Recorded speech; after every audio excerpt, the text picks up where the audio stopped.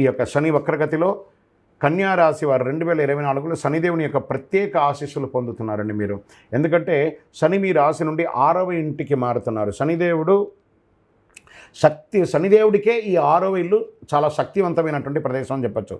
శని సంచార కాలంలో సొంత ఇల్లు, వాహనము కొనుగోలు చేసే అవకాశం 100కు 1000% ఉంది. ఒకవేళ ఇల్లు ఉన్న దానికి కట్టుకుంటూ ఉన్న దానికి ఏమైనా పర్మిషన్స్కి అప్లై చేసినా అవన్నీ కూడాను వచ్చే అవకాశాలు ఉన్నాయి.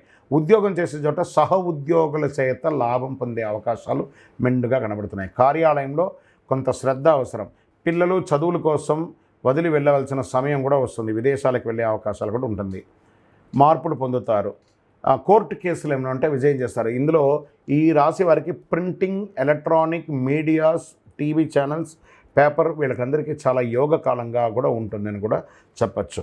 కొత్త ఉద్యోగాలు పొందే అవకాశాలు ఉన్నాయి. పనిలో ఉన్న స్థాయికి మించి ప్రయోజనాలు పొంది ఉన్నత స్థాయిని పొందే అవకాశాలు చాలా మెండుగా ఉన్నాయి. విదేశీయ వనరుల ద్వారా వ్యాపారం చేసే అవకాశాలు ఉన్నాయి.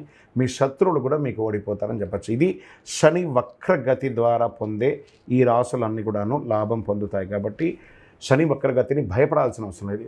ఇందులో యూనివర్సల్గా ఒక పరిహారం ఉంది. ఏం చేస్తారంటే నవగ్రహాలలో ఉన్నటువంటి శని భగవానుడు పశ్చిమ భాగంలో ఉంటారు.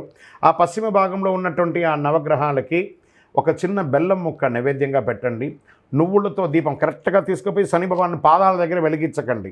కొంచెం కింద దూరంగా పెట్టి నువ్వుల నూనెతో ఆ నువ్వుల ఉంటుంది, ఒక చిన్న బ్లాక్ క్లాత్ తీసుకోండి, అందులో నువ్వులు వేయండి, దాన్ని ఉండగా కట్టండి, దాన్ని ఆ ప్రమిదలో పెట్టి నువ్వుల నూనెతో దీపం వెలిగించండి. దాంతో మీ వయసు ఎంత ఉందో అన్ని ఒత్తులు వేయండి.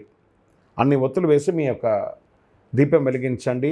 ఆ స్వామివారిని ఎలా ప్రార్థన, నీలాంజన సమాభాసం రవిపుత్రం యమాగ్రజం ఛాయా మార్తాండ సంభూతం తన్నమామి శనైశ్వరం కాకధ్వజాయ విద్మహే ఖడ్గహస్తాయ ధీమహి తన్నో మంద ప్రచోదయాత్. ఆయన దగ్గర ఏమేమి అడగచ్చు, ఆయన ఏమేమి మనకిస్తారు? దేహి మే బుద్ధి వైశిష్ట్యం, దేహి మే నిత్య యవ్వనం, దేహి మే పరమానందం, దేవదేవ జగత్పతే.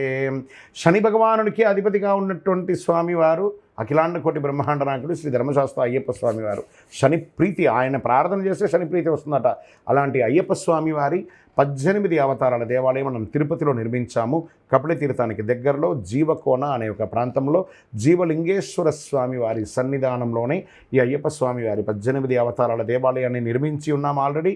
ఇంకనూ ఆ దేవాలయంలో 27 నక్షత్రాలకు 12 రాసులకు కూడా దేవాలయం నిర్మించబోతున్నాం. మీరు తిరుపతికి వచ్చినప్పుడు మన దేవాలయాన్ని దర్శనం చేసుకోండి. రైల్వే స్టేషన్ నుండి, బస్టాండ్ నుండి ఒక 3 కిలోమీటర్ దూరంలోనే ఉంటుంది. మీరందరూ కూడా క్షేమంగా ఉండాలి. శని భగవానుడు చాలా మంచివారు, ఐశ్వర్యవంతుడు. శని భగవానుడు చూసి భయపడక శని అనకండి, శని భగవానుడు శనీశ్వరుడు అనండి. అనుగ్రహం పొందుతారు. విజయోస్తు. వందే మాతరం, వందే మాతరం, వందే మాతరం.